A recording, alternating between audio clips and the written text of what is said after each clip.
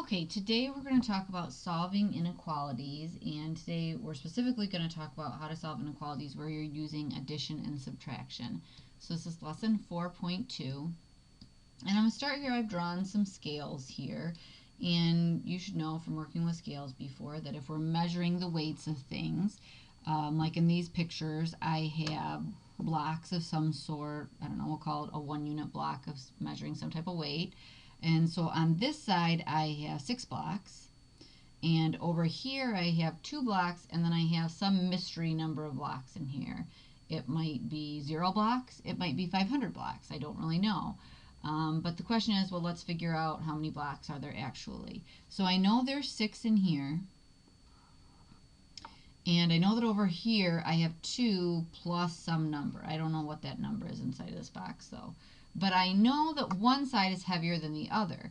And because this side is touching the ground, that means this side is heavier. So however many blocks in there, I know it's got to be, if I add them all up, it's got to be greater than 6.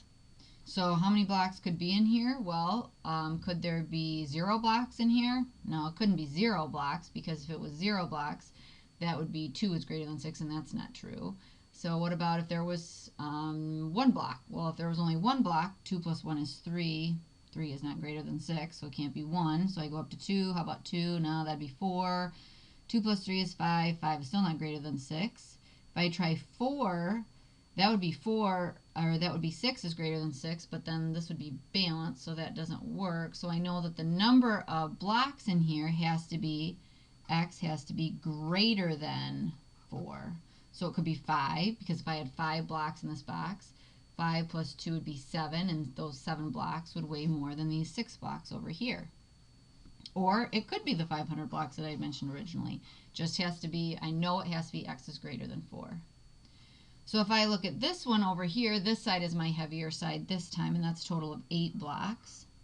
And over here I have 1, 2, 3 blocks, plus some mystery number, which I'll call x. But I know that this 8 is greater. So this 3 plus x, that weighs less than the 8 over here. So how many blocks could there be in here? Well, there could be 0 blocks, because 3 plus 0 is less than 8. There could be 1 block, because that'd be 4. 4 is less than 8. Or 2, or 3, or 4. But once I get to 5, that would be 3 plus 5, which is 8, and that doesn't work. So I would say x has to be less than 5. X has to be less than 5.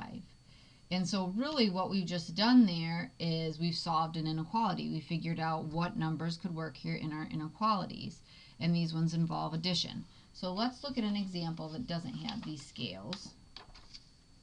So here I've got one right here. So this says p minus 4 is less than 1.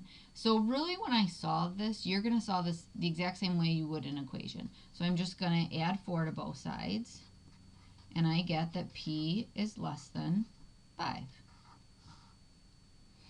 because 1 plus 4 is 5. Now here I say graph and check our solution. So if I graph this on a number line, like we talked about yesterday, here's 5, 1 below it's 4, 1 above it's 6.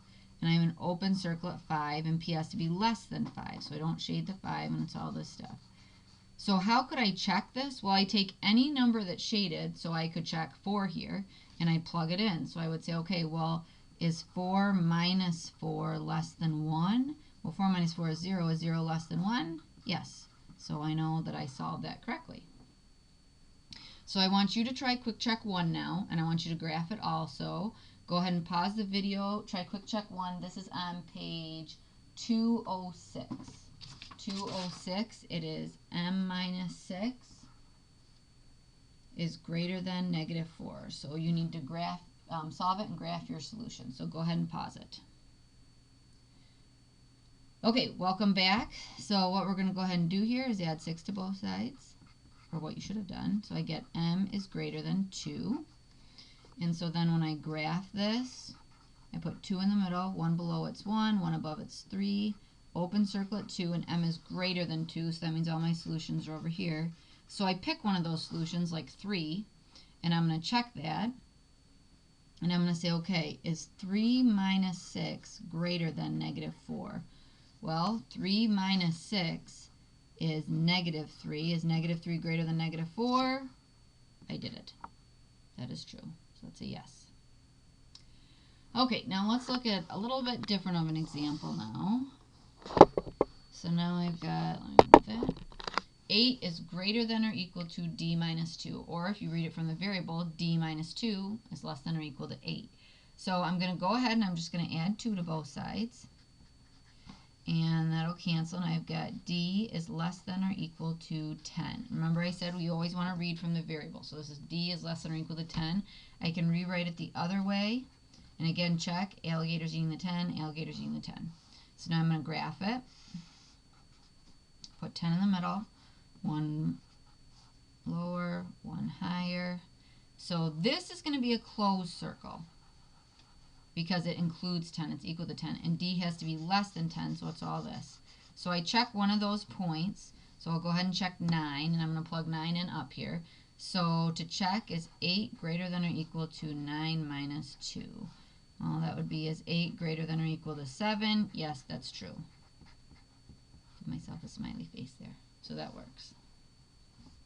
Okay, so I would like you to try now quick check 2 and quick check 3. So this is on page 207 and 209. So quick check 2 and quick check 3. Page 207 and 208. And then when you're done, come back, hit play, and we'll check them. Okay, welcome back. So we're going to do quick check 2. So this one was n minus 7 is less than or equal to -2. So I'm going to add 7 to both sides, and I get n is less than or equal to 5. Number line, I put 5, I go 1 less. I go 1 above. This is going to be a closed circle because it's equal to, and n is less than, so I shade that way. And then I'll go ahead and check one of these numbers, so it'd be like 4. So is 4 minus 7 less than or equal to -2? Well, 4 minus 7 is -3. Is -3 less than or equal to -2? Yes. So it worked out. That was quick check 2. Quick check 3 was t plus 3 is greater than or equal to 8. So I'm going to subtract 3 from both sides, and I get t is greater than or equal to 5. So I put that on a number line. 5, 1 below, 1 above. And this is going to be, again, a closed circle because it includes 5, and it's everything t is greater than or equal to 5. So I will check 6. Does 6 plus 3 greater than or equal to 8? Is 9 greater than or equal to 8? Yes. So it works. Okay, let's look at our last example from here. So I've got,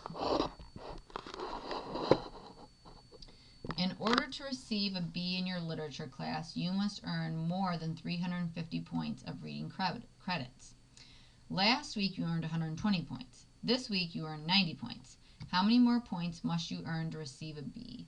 So we're going to have to set up an inequality here. And so far it says you must earn more than 350 points. So you already have 120 because you earned it last week. And then this week you earned 90.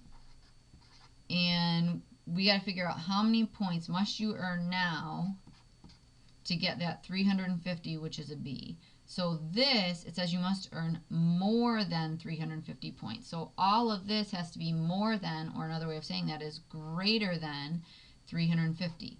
Now notice it says more than. It doesn't say it includes 350. It has to be more than 350. So it does not have an equal to here.